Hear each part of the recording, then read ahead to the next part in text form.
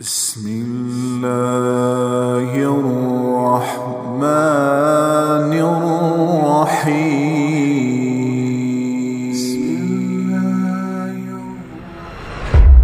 اس لیے تو اللہ نے تفاوت رکھا، مالدار کی سخاوت کا امتحان رکھا، غریب کی خودداری کا امتحان رکھا، اور ایک دوسرے کو ایک دوسرے کے ساتھ جوڑ دیا ہے۔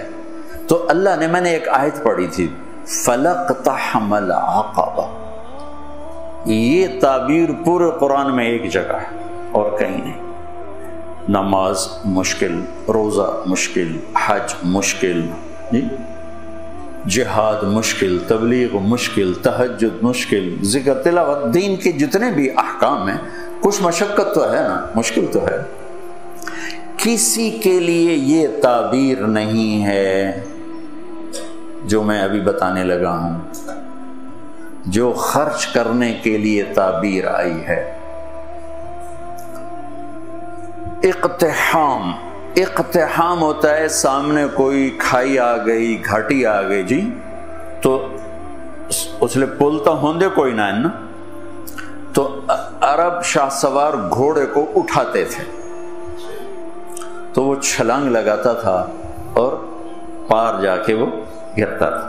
اس میں لمبی کھائی میں خطرہ بھی ہوتا تھا کہ نیچے گر جائے، عین ممکن ہے گر جائے، تو اس کے لیے لفظ اقتحام، ہیوی ویٹ لفظ استعمال ہوتا تھا۔ اور میرے بچوں نے گھوڑ سواری سیکھنا شروع کی گاؤں میں اپنے گھوڑوں پر، تو وہ ایک تو بڑا ماہر ہو گیا، اور دوسرا جو تھا وہ بھی کچھ نہ کچھ تو ہو گیا، لیکن اتنا نہیں تھا جتنا وہ چھوٹا تھا۔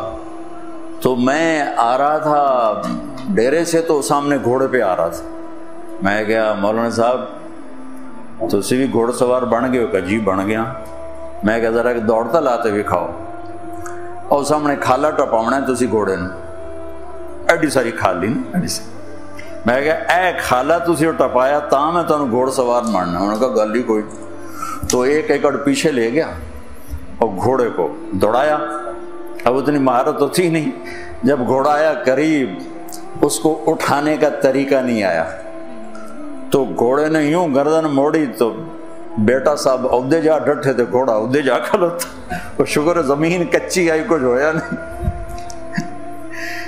اقتحام، گھوڑے کو اٹھانا اور جان خطرے میں ڈال کے کھائی کو پار کرنا۔ وہ جو عمرو بن عبد ود نے کیا خندق کے موقع پر، ایک آدمی جس نے پیچھے سے گھوڑے کو اٹھایا اور چھلانگ لگا کے دوسری طرف جا کر وہ کھڑا ہوا۔ مشکل کام۔ تو اب گھوڑ سواری ختم ہو گئی، لہذا اس کی سمجھ بھی بڑا مشکل ہوگا کہ بھئی کمیں اوکھا ہے تو کمیں نہیں اوکھا، لیکن میں نے تھوڑی سی تصویر پیش کر دی۔ تو اللہ کہتا ہے تم نے پھر چھلانگ کیوں نہ لگائی؟ فَلَقْتَحَمَ الْعَقَبَةَ، پھر تم نے چھلانگ تو لگائی کوئی نہ۔ اللہ وہ کی ہے، وہ کیڑی گھٹی ہے جن دوتے اسی دھرک مارنا ہے، چھال مارنی۔ تو انہوں نے کہا فَكُّ رَقَبَةٍ، مصیبت زدہ کی مدد کر، مصیبت میں گھرے ہوئے کی گردن چھڑانا۔ اب یہ ایک ایشو لے کر آئیں، بیمار کی گردن بھی پھنسی ہوئی ہے، اور ہمارے ہسپتالوں کا جو حالات ہیں وہ بھی آپ کے سامنے ہیں۔ کچھ حکومت کا خزانہ تھوڑا ہے، کچھ ہمارے معاشرے میں دیانت کوئی نہیں، خدمت کا جذبہ کوئی نہیں۔ میں ہاتھ جوڑ کر ڈاکٹروں کے آگے کہ ہمارے اکثر ڈاکٹر تاجر ہیں، ڈاکٹر نہیں ہیں۔ وہ پیشنٹ نہیں ڈیل کرتے، کسٹمر ڈیل کرتے ہیں۔ تبادلہ ہوتا ہے مریضوں کا، بھیج دا پہ میرا کتنا کمیشن ہے، تینوں بھیج دا پہ میرے واسطے کیے۔ تو بہرحال کمیوں کا ذکر نہیں کرنا چاہیے، خوبیوں کا ہی کرنا چاہیے، لیکن بس ہم نوا میں بھی کوئی گل ہوں کہ خاموش رہوں، کوئی نہ کوئی تو زبان پہ آئی جاتا ہے۔ نالے بلبل کے سنوں اور ہماتن گوش رہوں، ہم نوا میں بھی کوئی گل ہوں کہ خاموش رہوں۔ آہ تو آئی جاتی ہے زبان کہ جب ڈاکٹر ہی تاجر بن جائے اور پیشنٹ کو ایسے ڈیل کرے جیسے کسٹمر ہوتا ہے۔ بہرحال کمیوں پہ مٹی ڈالو۔ تو میرے رب نے لوگوں کی مدد کرنے کی جو تعبیر کی ہے وہ ہے چھلانگ لگانا. تو انہیں چھلانگ کیوں نہ لگائی؟ کیا یا اللہ تہجد نہیں، روزہ نہیں، حج نہیں، جہاد نہیں، قرآن دی تلاوت نہیں، ساڑی طرح بہ کے بخاری پڑھاونا نہیں. کیا یا اللہ کہ میرے دکھی بندوں کی گردنیں آزاد کرا، دکھیوں کی مدد کر. او اطعام فی یوم ذی مسغبۃ یتیما ذا مقربۃ و مسکینا ذا متربہ.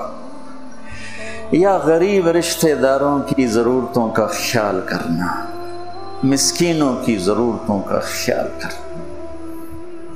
ایک ہوتا فقیر، ایک ہوتا مسکین. مسکین ہے سکن ہو جانا، ایسی کیفیت کہ وہ بالکل پتھر کا بت بن گیا ہے. یہ فقیر سے بڑا غریب ہوتا ہے. تو میرے رب نے کہا غریبوں کی مدد، رشتہ داروں کی مدد، جن کی گردنیں بیماری میں، قرضے میں، کسی بھی چیز میں پھنسی ہوئی ہیں، آزاد کرانا. یہ ہے گھاٹی کو پار کرنا، یہ ہے گھاٹی میں چھلانگ لگانا، یہ ہے کھائی کو پار کرنا. ایمان کو بعد میں ذکر کیا، ثم کان من الذین آمنوا وتواصوا بالصبر وتواصوا بالمرحمہ.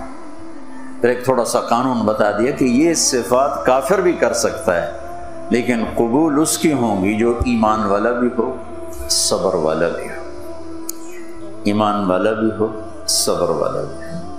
تو ایک بہت بڑا ڈاکٹر صاحب نے مطالبہ رکھا ہے، ہم ساری باتیں حکومت پہ کیوں چھوڑتے؟ دنیا میں سفر ہوتے ہیں. میں نے ایک دفعہ وہاں تھا، یہ سویڈن، وہ ساری ویلفیئر کنٹری ہے. تو میں نے وہاں ایک سویڈش مسلمان تھا اور عالم بھی تھا، مدرسے میں پڑھا اور تعلق بھی تھا. میں نے کہا یہ آپ کے ملک کا یہ انقلاب کیسے ہے؟ کہا حکومت نہیں لے کر آئی تھی، عوام لے کر آئی تھی. 90 سال پہلے اس ملک کے 10 لاکھ آدمی ملک چھوڑ کے چلے گئے بھوک کی وجہ سے. یہ ملتا کچھ فقر کی وجہ سے ملک چھوڑ گئے. جب وہ چلے گئے تو ہمارے ملک کے سمجھدار، تاجر، پڑھے لکھے اور غریب سب مل کر جمع ہوئے کہ اگر اسی طرح لوگ جاتے رہے تو ملک تو صحرا بن جائے، تو ہمیں اپنے دیش کے لیے کچھ کرنا چاہیے. تو انہوں نے حکومت کو پیچھے کر دیا اور خود فلاحی کاموں میں لگے اور دنیا کی بہترین فلاحی حکومت بن گیا. ہماری حکومت بھی ذمہ دار ہے، لیکن وہ ہماری حکومت غریب حکومت ہے اور کچھ بددیانتی کی انتہا ہے، خیانت کی انتہا ہے. تو ہر جگہ تو وہ پہنچنا بھی چاہیں تو نہیں پہنچ پاتے ہیں.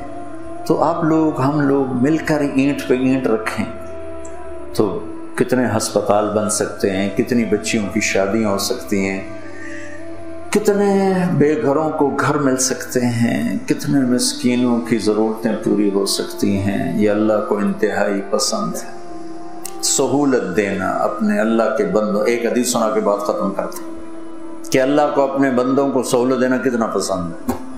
میرے نبی نے فرمایا کہ ایک آدمی قیامت کے دن پیش ہوگا. بنی اسرائیل پہلے فرشتے، پہلی چیکنگ فرشتے، ہاں بھائی کیا ہے تیرے پاس؟ کہے گا زیرو، کچھ نہیں. پھر کہیں گے کوئی سوچ وچار کر، کچھ. اس کو اللہ کے سامنے پیش کریں، یا اللہ تیرا بندہ ہے، سن لو کیا کہتے. اللہ تعالیٰ فرمائیں گے آج کے دن کچھ لائے ہو؟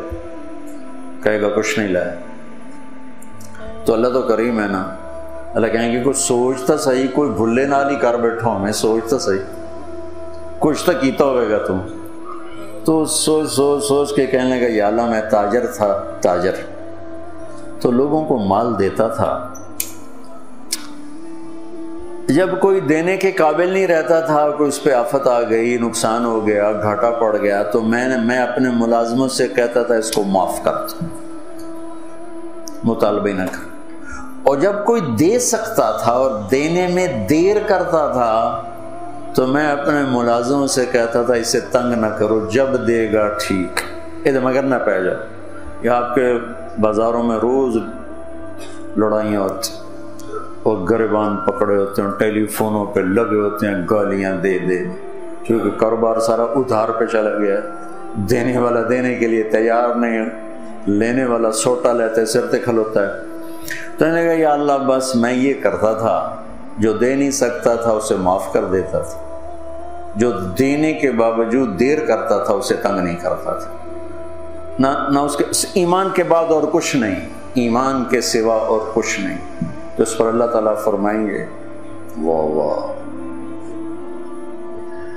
تو نے میرے بندوں کے ساتھ اتنا سہولت کا معاملہ کیا، تو میں رب ہو کر کیوں نہیں کروں گا؟ چل جا، معاف موجہ جاؤ جنت، میری جنت میں جا۔